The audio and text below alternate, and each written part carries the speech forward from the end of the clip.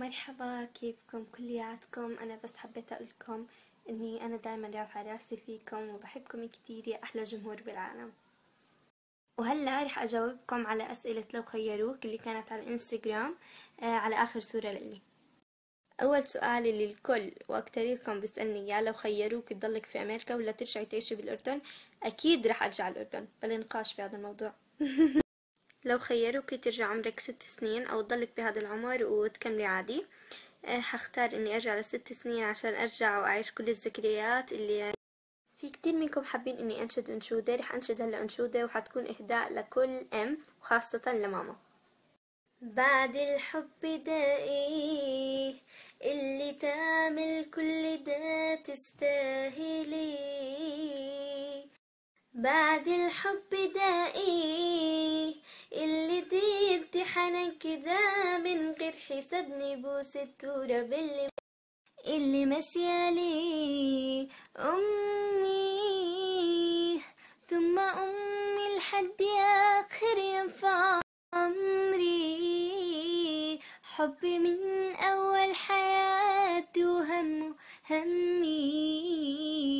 اللي خيروك إنك تكوني شخصية مشهورة أو إنك تكوني شخص عادي، هذا السؤال حجاوب عليه فيديو كامل بعد هذا. الشخص المشهور أو الشخص العادي هم نفس الإشي، ما في حدا اسمه شخص مشهور أو شخص عادي، بالأخير كلنا نفس بعض وكلنا في مرتبة واحدة، يعني ما في شخص مشهور أو شخص عادي وكلنا مخلوقين من طين. يعني هذا السؤال الصراحة نفس الإشي، مهما حكيت لكم إني أنا بحبكم ما حدا أوصف لكم قد حبي لإلكم. وعدكم إني راح أصير أصور يومياتي، أحاول قد ما أقدر إني أصور لكم يومياتي، وعد. اللي بيسألني أنت عاملة هايلايت بشعرك أشقر أشقر هيهم هدول؟ لا، أنا مو عاملة أي هايلايت، مش عاملة أي هايلايت.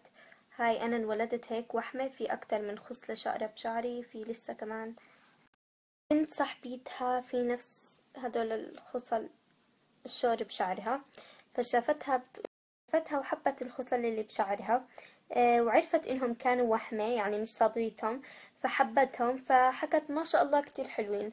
فولدت في اشي بضحك هون، انه الكل كان بيحكي لها انه في بنتك في شيبة بشعرها، فما صارت تقول مستحيل. والصراحة انا مبسوطة كتير كتير كتير كتير، لاني بعد شوي رح اسبح، والكل يعني بعرف اني انا بعشق السباحة. وهيك بكون خلصت كل اشي قبل ما اروح. بهديكم هذا الاشي الصغير قبل ما اروح، اسمعوا.